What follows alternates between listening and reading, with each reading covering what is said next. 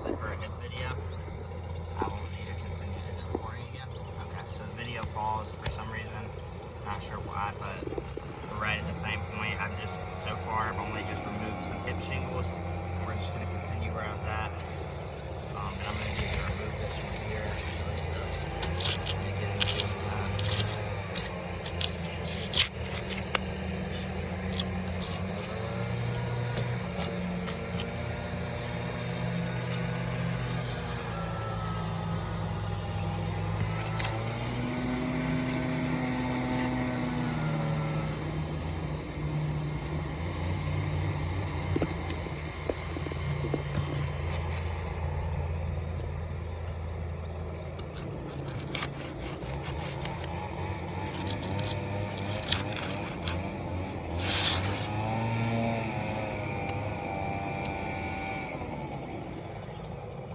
So, in order to overlap the underlayment from this slope into this slope, we're gonna have to remove these nails here. So I'm gonna have to disturb these shingles.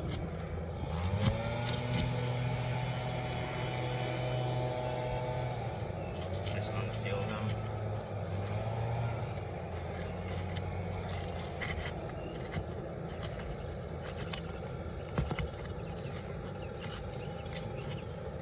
Pulled through and adding.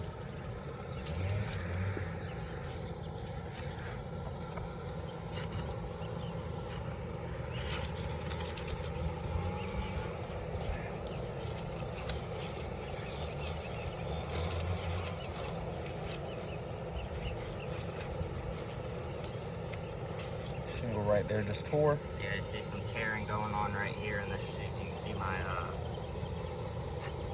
some tearing going on in this shingle.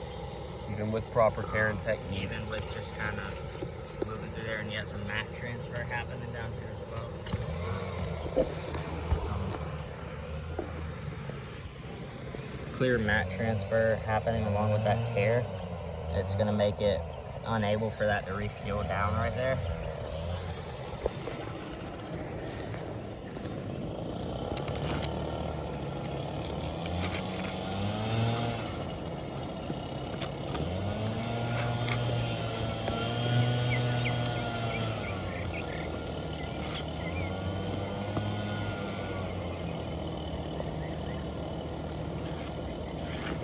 Another key component of this is that in order to tuck that 4 to 6 inch underlayment requirement per manufacturer guidelines and per code requires manufacturer guidelines to be followed, we will have to lift the shingles more than 45 degrees.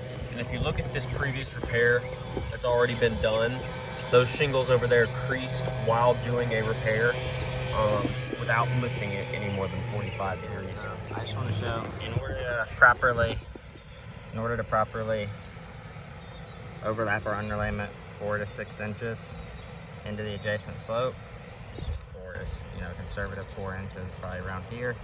This is about 6. What we're gonna have to do is remove these button nails that are currently under here. You can see this. Let me just show you this button nail here. We're gonna have to remove those, overlap our underlayment, and then put another button nail underneath it. So I'm gonna show what that would require is getting a hammer like this entirely underneath this shingle with a button nail in order to nail it down.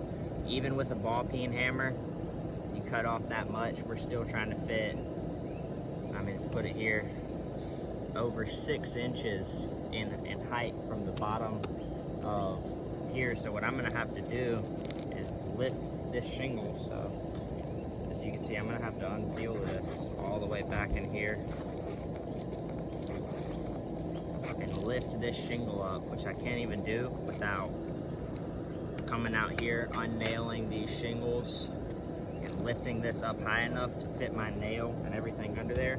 And that's just going to create creasing, it's going to create tears, it's going to create even more additional damage than we're already creating just trying to unseal this here.